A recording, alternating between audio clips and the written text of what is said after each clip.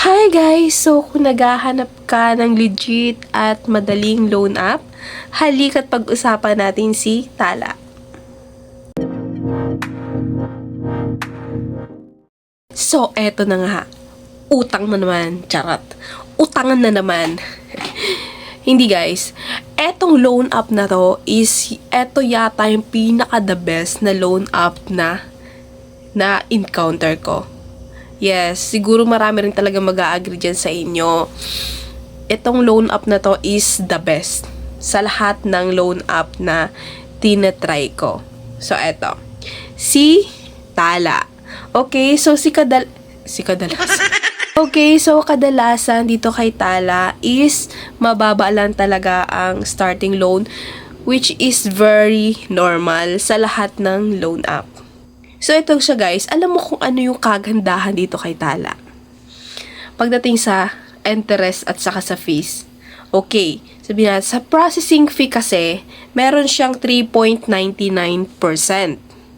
Oo, 3.99% sa bawat amount ng ilo-loan mo. Yon.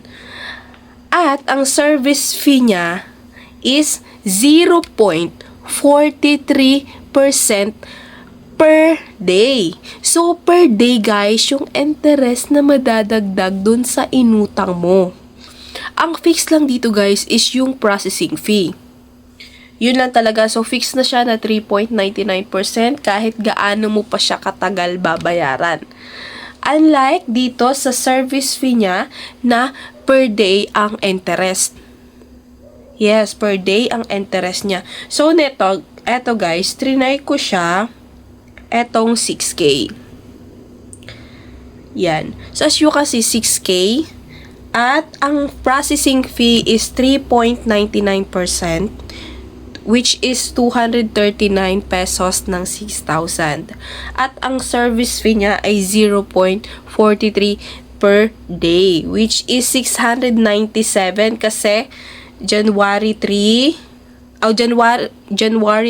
yung repayment date at today is January 4. So, ibig sabihin, mga ilang araw to. Magmata tayo. So, 26 days siya. So, in 26 days, 697 pesos yung babayaran natin. Okay?